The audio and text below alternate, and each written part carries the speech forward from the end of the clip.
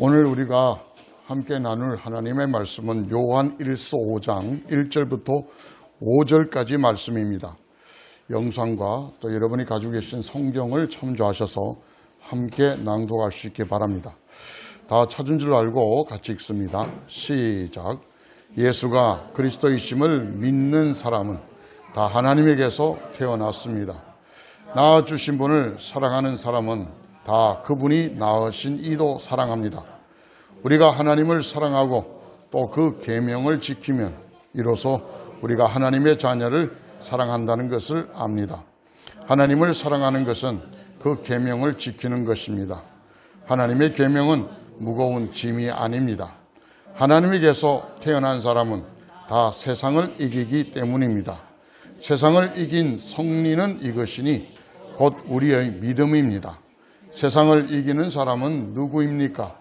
예수가 하나님의 아들이심을 믿는 사람이 아니고 누구겠습니까? 아멘.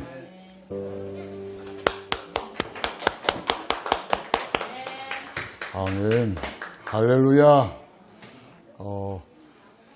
이제 우리나라에서 코로나19에 대한 방역 지침이 새로워져서 교회에서 이제 찬양대를 운영할 수 있다, 이렇게 지침이 내려왔는데요. 찬양을 들으면 여기서 듣는 것보다 이렇게 흩어져서 부르는 게 훨씬 듣기 좋습니다. 제가 이렇게 들어보면은 화음들이 막 살아나고 굉장히 좋습니다. 자, 안녕하십니까? 한 주간 다 잘 지내셨습니까? 예, 옆에 분 같이 한번 인사 나누시고 함께 예배드리겠습니다. 반갑습니다. 은혜 받는 시간 되기를 바랍니다. 그렇게 한번 이야기해 주시고요. 우크라이나가 이제 전쟁이 발발된 지 30일이 지났습니다. 저들이 원하는 건 아니었지만 러시아와 전쟁 30일이 지났는데 미국의 원조가 있고 또 서유럽에 도움이 있다고 하지만 국가적으로는 재앙입니다. 전쟁이 일어났는데 민간인이 몇천 명이 죽었고 군인은 말할 것도 없고요. 몇만 명 수준으로 죽고 있습니다. 그런데 이 나라가 제가 오늘 조금 살펴보니까 유럽에서 제일 가난한 나라입니다. 2017년도까지는 몰도바라는 나라가 바로 밑에 있는 나라인데 제일 가난했는데 2018년부터는 우크라이나가 유럽에서 가장 가난한 나라가 되었다. 3,657달러, 1인당 국민소득입니다. 2020년도 통계로 보니까 전 세계에서 120위, 우리나라는 3만 1,000불 이상이 되어서 23위입니다. 전 세계에서. 차이가 많이 나죠. 3월 20일, 지난주가 유엔에서 정한 세계 행복의 날입니다. 3월 20일을 세계 행복의 날로 정했고 2022년에 유엔에서 한 140국을 중심으로 행복 지수를 이렇게 산출을 해가지고 순위를 매겼습니다. 1위가 핀란드입니다. 2위가 덴마크고 미국이 한 16위쯤 됩니다. 우리나라는 몇 위쯤 될까요? 우리나라는 59위입니다. 아시아에서는 가장 높은 순위가 대만입니다. 중화민국이라 그러기도 하고 타이완이 그러는데 이 대만이 26위, 싱가포르이 27위. 일본은 그러면 얼마냐? 우리보다 조금 앞섭니다. 54위. 중국은 75위 이렇게 되어 있습니다. 그런데 이 우크라이나는 행복지수가 몇 위냐? 98위. 세상에 굉장히 많이 가난하고 140개 중에 제일 낮은 나라 140위가 누구냐니까 얼마 전에 탈레반에 의해서 정권이 새로 만들어진 아프가니스탄이 140입니다. 우크라이나가 이렇게 가장 유럽에서 가난하고 또 행복지수도 굉장히 수치가 낮는 그런 나라지만 외적인 면에서 살펴보면 그런 만만한 나라는 결코 아닙니다. 유럽에서 러시아 다음으로 영토가 면적이 제일 넓습니다. 유럽에 그렇게 많은 나라들이 있지만 러시아 다음으로 제일 넓은 면적의 영토를 가진 나라가 우크라이나. 우리 대한민국의 6배입니다. 인구도 적지 않습니다. 4천 몇백만이라서 전 세계 35위 정도로 됩니다. 우리나라보다는 좀 작지만. 그런데 문제는 그 모든 땅이 95%가 평지입니다. 95%가 평지인데 평지의 80%가 농작물을 경작할 수 있는 토지다라는 겁니다. 그 80%의 토지 중에 60%가 세계에서 가장 비옥하다는 흑토입니다. 흑토.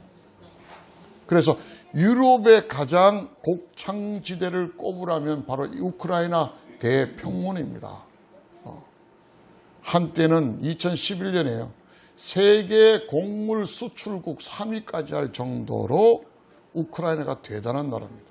그런데 이 나라가 왜 유럽에서 가장 가난하고 행복 지수도 이렇게 낮을까? 자, 사진 한 장 보시기 바랍니다. 2011년에 월스트리트 저널이라는 잡지에서 첫 번째 사진 하나 보여주시면은 이 사진이 올라왔습니다. 이 사진이 뭐냐면은 우리나라 국회에서 국회의원들이 쌈박질하는 사진입니다. 아주 적나라하게 올라왔습니다. 그리고 그 옆에 사진 한 장 더 올렸는데 이 사진입니다. 우리보다 더 심하죠. 목 조르고 막 주먹이 지금 얼굴에 가 있습니다. 우크라이나 국회의 상황입니다. 기가 막힙니다. 한국은 왜 이렇게 되었을까? 우크라이나는 왜 이렇게 싸울까? 정치가. 비슷한 내용들로 갑니다. 우크라이나는 우리가 잘 알다시피 러시아와 같이 계속 살았고 거의 국토 주민도 러시아 계통이 되게 많습니다. 그리고 친러 성향의 국민들 되게 많습니다. 지금 동부 쪽에 있는 것은 거의 다 친러의 세력들이라고 보시면 됩니다. 오랫동안 러시아의 지배를 받았고 러시아와 그 운명을 같이 했던 그런 민족이 우크라이나입니다. 그러다가 이제 고브로조프죠. 페스트로이카 이 정책에 의해서 독립이 되어졌습니다.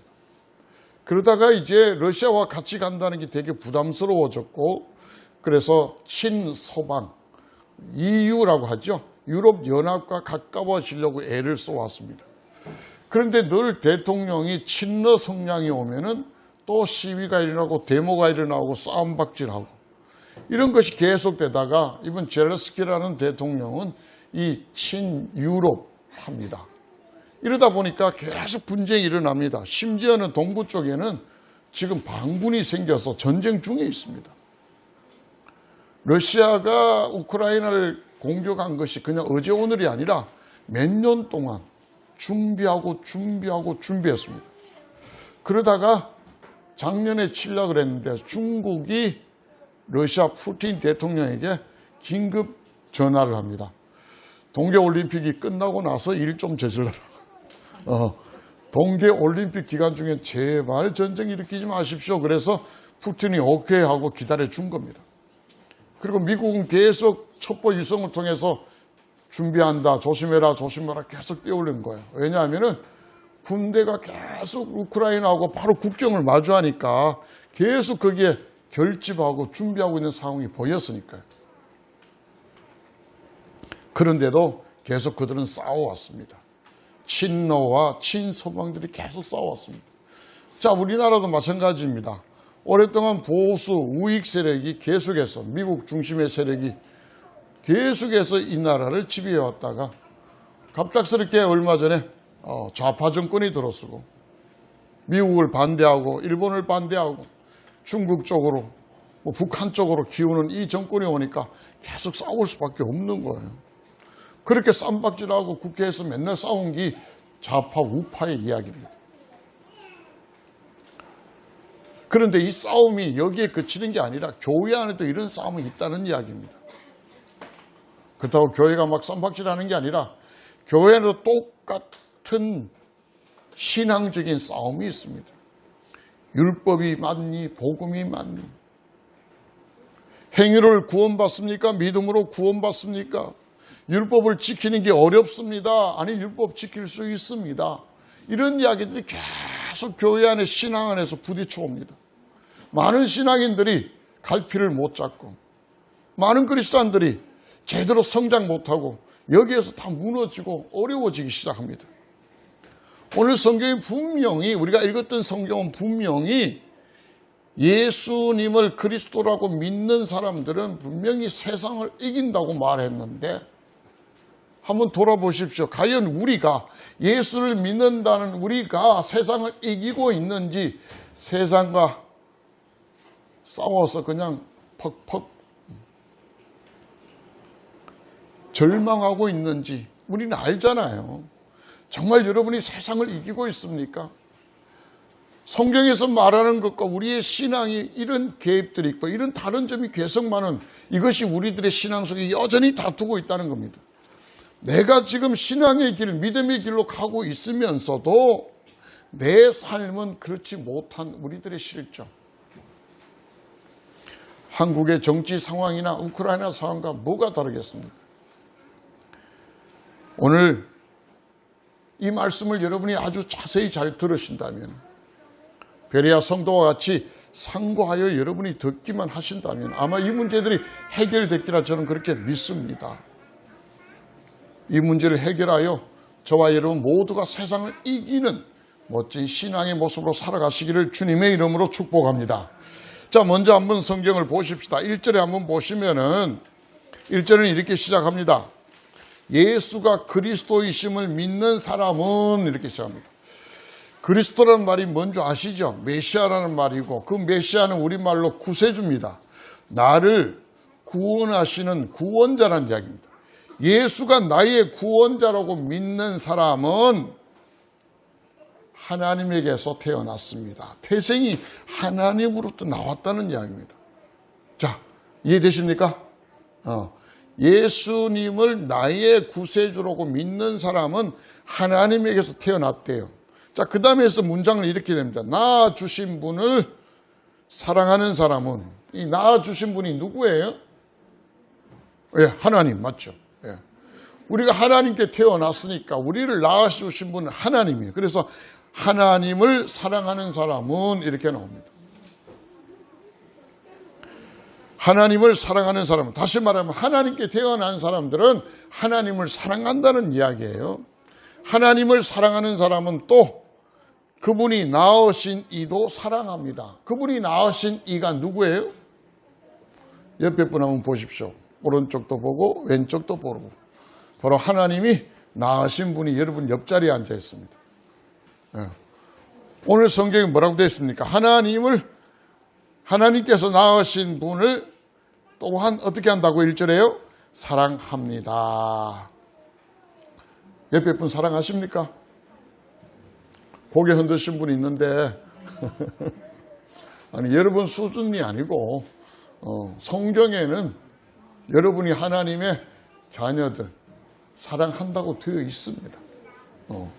여러분 수준으로 보지 마시고 하나님 수준으로 보십시오. 우리 신앙에 있어서 가장 큰 문제라고 지적한다는 게 뭐냐면은 우리가 하나님께로 가려고 하지 아니하고 하나님을 자꾸 우리에게 오려고 합니다. 물론 하나님이 사람의 몸을 입으시고 예수를 일단 오셨습니다.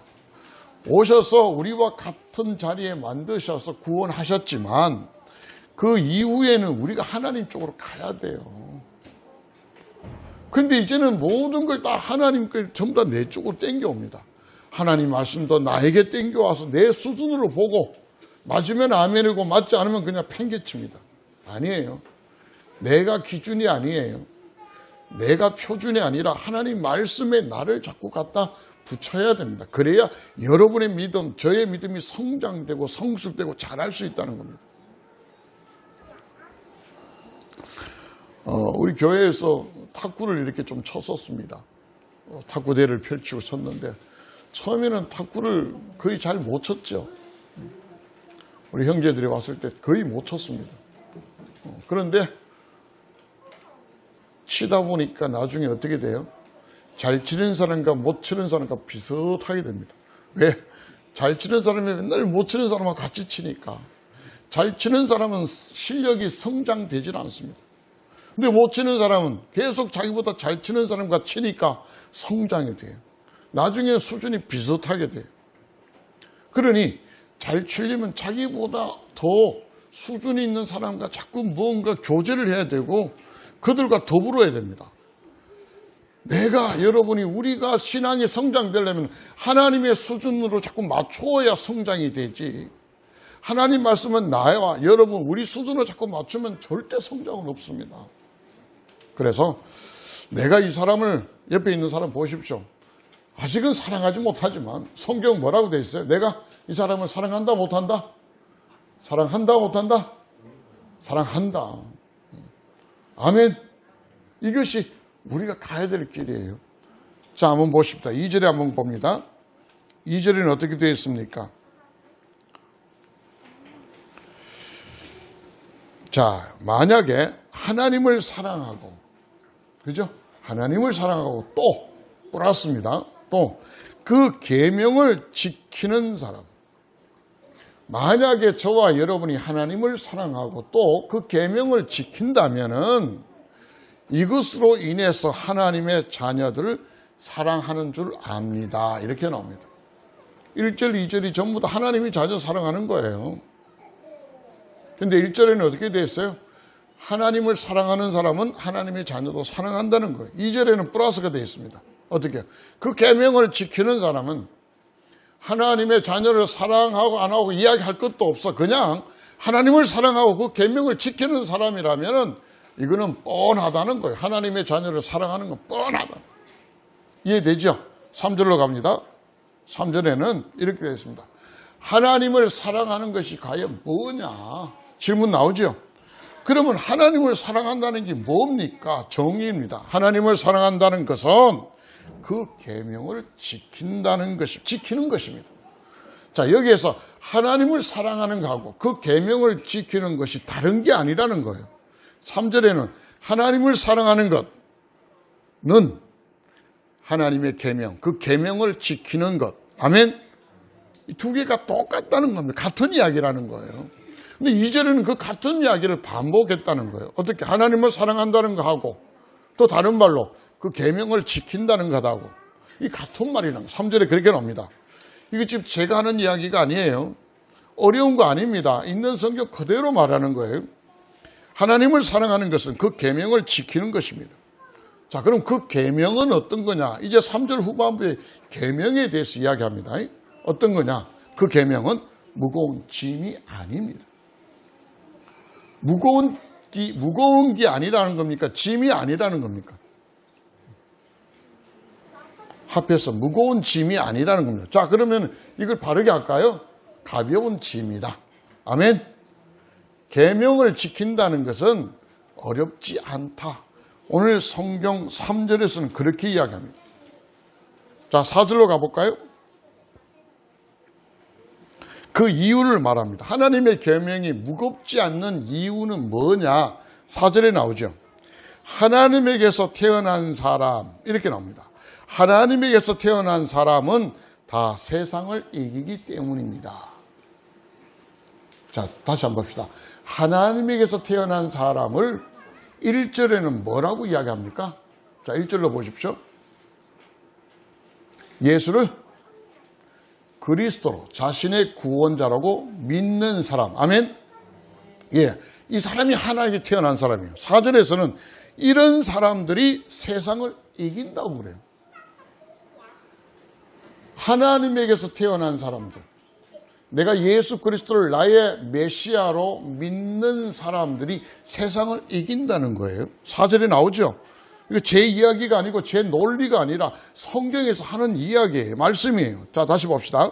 4절에서 세상을 이기기 때문이라 그렇게 말하면서 드디어 계명하고 이제 세상하고 이렇게 나옵니다.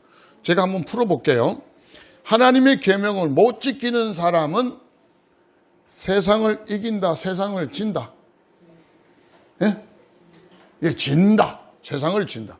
자, 하나님의 계명을 지키는 사람은 세상에 대해 이긴다, 세상에 대해 진다. 이긴다. 하나님의 계명을 지키는 사람은 세상을 이긴다는 거예요. 하나님의 계명을 지키는 사람은 하나님을 사랑하는 사람, 하나님에게 태어난 사람, 하나님에게서 태어난 사람은 예수를 자기의 구원자라고 믿는 사람. 아멘? 이렇게 연결됩니다. 자, 그렇다면은 세상에 이긴다는 말이 뭐고 세상에 진다는 말이 뭘까? 세상이 무슨 체육만 좀 되어서 우리가 싸울 수 있는 존재인가? 이걸 이제 풀어보자는 겁니다. 세상에 진다는 이야기는 뭐냐면 세상을 사랑한다는 이야기예요. 세상을 이긴다는 말은 바꾸어 말하면 뭐냐면 하나님을 사랑한다는 말이에요. 아멘? 내가 세상을 이긴다는 것은 세상보다 하나님을 사랑한다는 이야기예요. 자, 보세요. 세상이 있고 하나님이 있어요. 여러분 어느 쪽으로 가냐 말이에요. 내가 세상 쪽으로 가면은 하나님을 사랑하지 않는 거고, 내가 하나님 쪽으로 가면 세상을 사랑하지 않고 하나님을 사랑한다는 거예요. 이걸 오늘 성경은 이기냐 지냐 이렇게 표현했다는 거예요. 세상이 무슨 생물이 되어서 우리가 무슨 싸움박질해서 이기고 지는 게 아니라 세상을 사랑하느냐 하나님을 사랑하느냐 이걸로 인해서 나온다는 이야기입니다. 자, 그러면 4절에서는 우리에게 다시 한번 이야기합니다. 어떻게 해요? 세상을 이긴 비결에 대해서 이야기합니다. 세상을 이긴 비결, 세상을 이긴 성리는 이것이니 곧 우리의 뭐라고요? 우리의 뭐라고요? 믿음입니다. 세상을 이겼다는 것을 새벽기도 40일을 와서 세상을 이긴 게 아니에요. 금식기도 40일을 해서 금식기도 40일을 해서 세상을 이기는 게 아니에요. 세상을 이기는 것은 바로 이것입니다. 그 승리의 비결을 말할 때 오늘 성경은 뭐라고 이야기합니까? 바로 우리의 믿음입니다 라고 말합니다. 여기 믿음이 가십니까? 제가 말하는 게 아니라 성경이 말하는 거예요. 믿으시면 아멘 하시기 바랍니다. 우리의 믿음으로 세상을 이긴다고 그랬어요. 헌금 많이 해서 세상을 이기는 거 아닙니다. 찬양을 3시간, 4시간, 기도를 8시간씩 해서 세상을 이기는 게 아닙니다. 오늘 성경은 분명히 이야기합니다. 세상을 이기는 비결은 우리가 가지고 있는 우리의 믿음입니다 라고 말합니다. 그 믿음이 어떻게 되냐? 하나님의 계명을 지킨다는 거예요. 그 하나님의 계명을 지키면서 세상을 이길 수 있게 된다 이렇게 나옵니다. 세상을 이긴다는 말이 뭐냐? 하나님을 사랑한다라고 나온다 그랬죠. 다시 말합시다. 우리에게 주신 그 믿음이 하나님의 계명을 지키게 하고 그 말은 하나님을 사랑하게 하고 그래서 세상은 거들떠 보지도 않는다 이렇게 나온다는 거예요. 자, 5절로 가봅니다. 5절의 결론적인 말씀이죠. 5절은 뭐라고 합니다. 세상을 이기는 사람은 누구입니까? 분명히 직설법적으로 우리에게 다시 묻습니다. 세상을 이기는 사람은 누구입니까? 누구예요? 오늘 5절은 이렇게 말합니다. 예수가 하나님의 아들이심을 믿는 사람이 아니고 누구겠습니까? 세상을 이기는 사람이 있는데 그 세상을 이기는 사람은 누구냐? 예수가 하나님의 아들이라고 믿는 사람이다. 성경이 분명히 나와 있어요. 이거는 뭐하고 무슨 비유로 풀고 할 게 없어요. 우리 말을 알면 그대로 나오는 이야기예요. 세상을 이기는 거는 딴 거 없어요, 여러분. 금식하고 무슨 철화를 하고 땅을 치고 통곡을 하고 그래서 세상을 이기는 게 아니에요. 오늘 성경 분명히 말합니다. 세상을 이기는 사람은 따로 있는데 그 사람은 누구냐? 예수 그리스도가 하나님의 아들이시고 예수 그리스도가 나의 구원자라고 믿는 사람이 세상을 이긴다. 할렐루야. 또 이야기할 게 없잖아요. 그럼 세상이 과연 무엇인데 이걸 이기니 이걸 사랑하니 이런 이야기 하냐는 거죠. 자, 우리가 봤던 요한일서 2장 16절 말씀이 올라옵니다. 한번 보십시오. 뭐라고 되어 있습니까? 세상에 있는 모든 것들은 하나님 아버지에게서 온 게 아니라 세상에서 왔다는 거예요. 그 세상에서 온 것, 저 나와 있습니까? 한번 읽어봅시다. 시작. 세상에 있는 모든 것, 육체의 영광과 눈의 영광과 세상 살림에 대한 자랑은 모두 하늘 아버지에게서 온 것이 아니라 세상에서 오시기 때문입니다. 아멘. 딴 거 없습니다. 오늘 성경에 분명히 이야기를 합니다. 세상에 있는 모든 것들은 육체의 정욕과 안목의 정욕과 세상 살림에 대한 자랑이다. 세상에 이긴다라고 말하는 것, 이런 것들을 여러분이 별로 매력적이지 않다는 거예요. 세상을 이기지 못한다는 건 이게 매력이 있어요.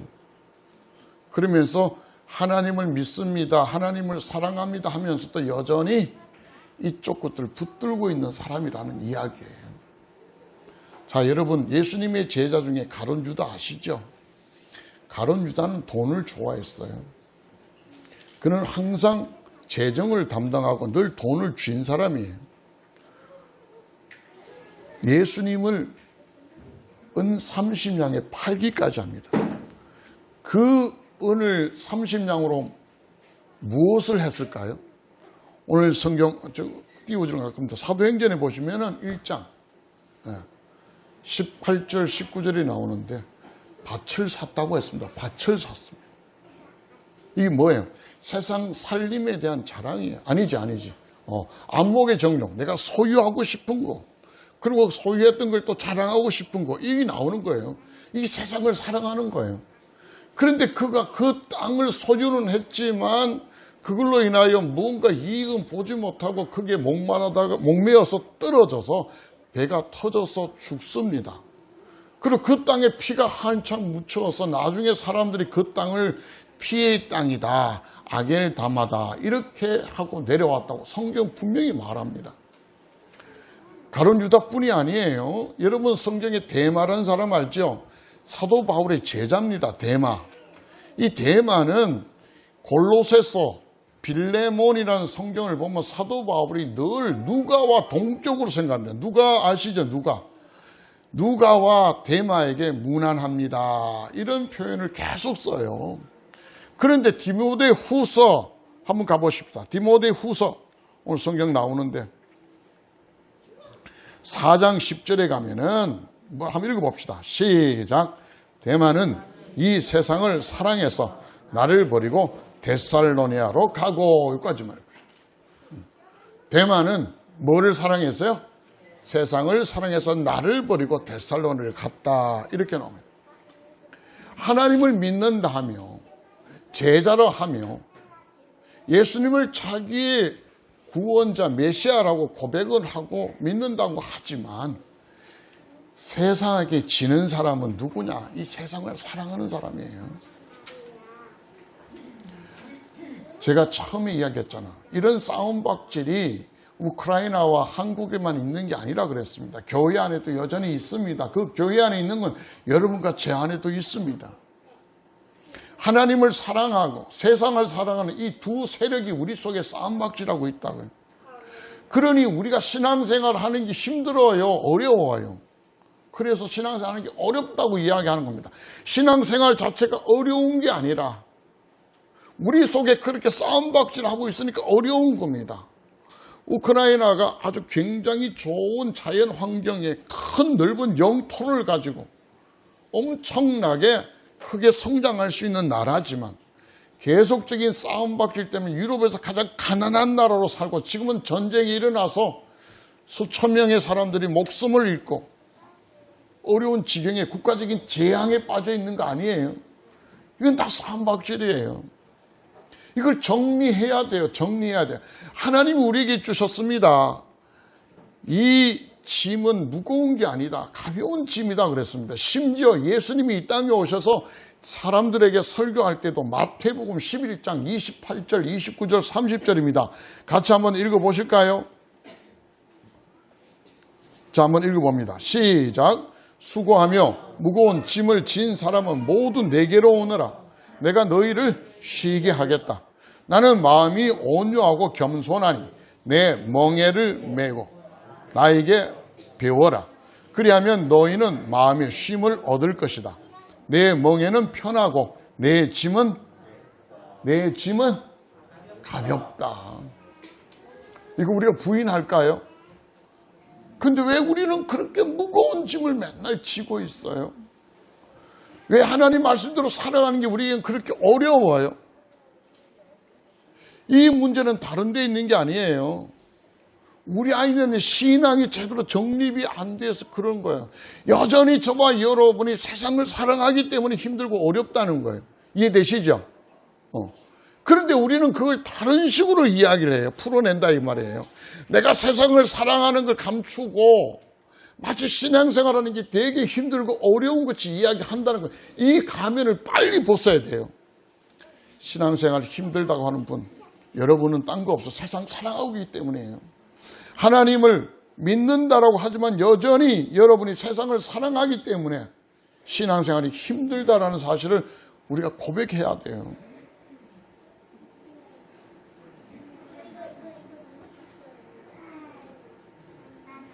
정리를 한번 해볼까요? 세상을 이기는 사람은 하나님을 사랑하는 사람입니다. 세상을 이기지 못하는 사람은 세상을 사랑하는 사람입니다. 신앙생활이 신나고 재밌고 너무너무 기쁜 사람은 하나님을 사랑하는 사람입니다. 신앙생활하는 게 너무 힘들고 어렵고 예배 드리는 게 불편하고 교회 나오는 게 되게 불편한 사람들은 세상을 사랑하는 사람입니다. 제가 내는 결론이 아니라 성경의 말씀에 의해 결론 냅니다. 여러분과 저는 이 말씀의 잣대를 쥐어봐야 됩니다. 예수님을 믿는다는 것, 그러면서 세상을 사랑하는 것은 아닙니다. 예수님을 믿는다고 하면서 형제 자매를 미워하는 거, 이거 아닙니다. 근데 우리는 이 두 가지를 같이 공존하고 있다는 거예요. 그래서 안 된다는 거예요. 하나님을 사랑한다고 하면서도 여전히 세상을 사랑한다는 것은 이건 털린다는 이야기입니다. 그런데도 우리는 그걸 같이 붙들고 있어요. 얼마나 어리석은 이야기예요. 그래서 신앙의 성장도 되지도 안 하고 앞으로도 가지 못하고 뒤로도 가지 못하고 하나님을 사랑한다고 하면서 형제 자매를 미워하는 사람들이 있습니다. 아니 미워하는 정도가 아니라 어떤 성도를 보면 꼴보기도 싫어하는 그런 사람들이 있습니다. 이런 모순이 우리 안에 신앙 안에 있으니 어떻게 되냐 이 말이에요. 우리가 드리는 예배 아주 귀합니다. 그러나 이 예배가 저와 여러분을 절대 구원할 수 없습니다. 우리가 드리는 헌금 되게 아까워요. 정말 귀해요. 이 땅에서 땀 흘리며 모든 세상 사람들이 그렇게 가지고 싶어하는 그 돈을 하나님 앞에 헌금 드립니다. 그러나 그 헌금이 저와 여러분을 천국으로 인도할 수 없습니다. 하나님의 말씀, 성경 읽고 하나님이 기도하라는 그 기도, 말씀과 기도에 집중하는 신앙생활 되게 좋습니다. 그러나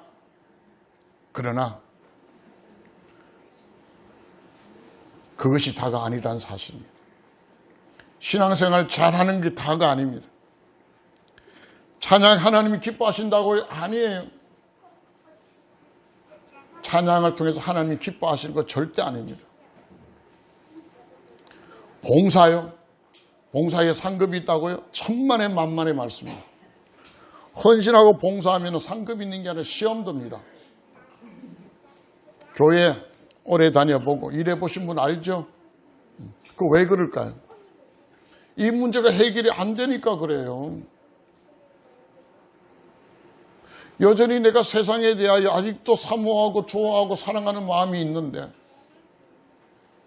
봉사하고 헌신하는데 내가 보상을 받고 상급을 받아야 되는데 그게 안 되니까 시험 드는 거예요.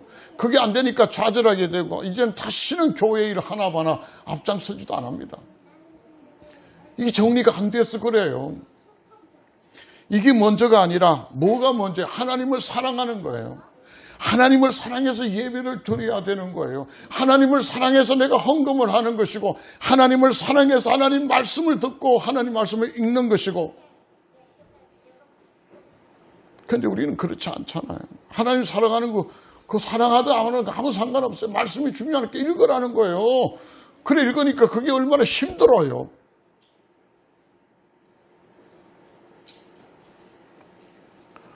저는 연예인들의 무슨 팬 클럽 이런 걸 이해를 못 했는데요. 제가 이 책을 보니까 그 팬덤이라 그러죠. 팬클럽을 가진 사람들이 대단해요. 자기가 좋아하는 그 연예인들하고는 그의 모든 걸 다 알라 그래. 생일부터 좋아하는 음식. 아주 나이가 80이 넘은 여자 그 탤런트가 있어요. 김영옥 씨인지 뭐 그런 분이 있습니다. 그분이 그 무슨 임영웅이라는 트로트 가수에게 꼽혀가지고 그의 삶을 완전히 변화되었다. 그 이야기가 한번 매스컴을 탄 적이 있습니다. 제가 그걸 보면서 깜짝 놀랐습니다. 젊은 오빠라 그래요. 85인가 되는가. 하여튼 80이 한참 넘은 여자분이. 혹시 김영옥이라는 분 아시는 분 있습니까? 몰라요. 한번 띄었으면 좋았는데. 한번 정인찬 집사님 한번 찾아보십시오. 나올 겁니다. 김영옥. 이름이 맞는지 정확하게 내 자신은 없지만. 맞나요? 누구? 여자분. 김영옥. 보입니까? 네, 이분이에요. 84인가 5인가 제가 대충 그래 알고 있는데 이분이 나이가 들어서 이제 별 재밌는 게 없어. 그런데 어느 날 임영웅이라는 이 가수에 꽂혔어요. 그래서 TV MBC의 프로그램 라디오 스타는 데 나와서 이야기를 하는데요. 그 패널들이 묻습니다.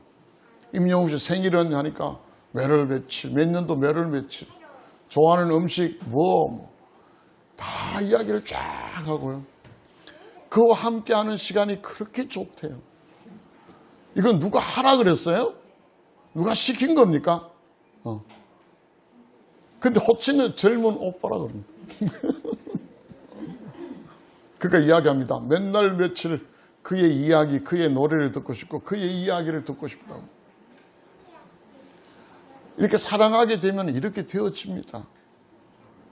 여러분 결혼하기 전에 여러분이 사랑을 나누고 연애할 때 한번 생각해 보십시오. 해달라고 해서 해줬습니까? 나보고 뭐 좀 부탁 좀 해라고 할 정도로 말만 떨어지면 했잖아요. 그게 사랑하니까 그런 거예요. 사랑하니까요. 그런데 그 사랑이 우리의 신앙 속에 나와야 돼요. 하나님을 사랑해서 내가 그 말씀을 들으려고 하고 그 말씀을 보려고 해야 되고 하나님을 사랑해서 그분과 대화를 나누려고 무릎 꿇고 기도하는 것이고 하나님을 사랑하기 때문에 내 꼴 보기 싫은 이 형제 자매를 사랑하게 되는 것, 이것이 우리가 가야 될 신앙의 모습들입니다. 하나님을 사랑해서 찬양하는 것이고 앞장서면 힘들고 어려운 거 알지만 하나님을 사랑해서 헌신하고 봉사하는 것, 이게 진짜 신자들이 살아가는 삶의 모습이에요. 성경에서 우리에게 이야기하는 모습이에요. 이것이 세상을 이긴다고 말하고 있습니다.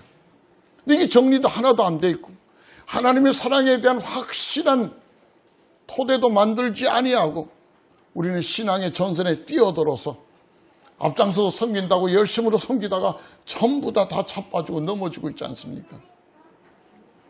그래서 교회에 처음 온 사람들은요, 우리 교회 처음 오면 막 밥 먹고 이러니까 미안해가 설거지하고 막 이러는데 전 당부합니다. 제발 아무것도 하지 마십시오.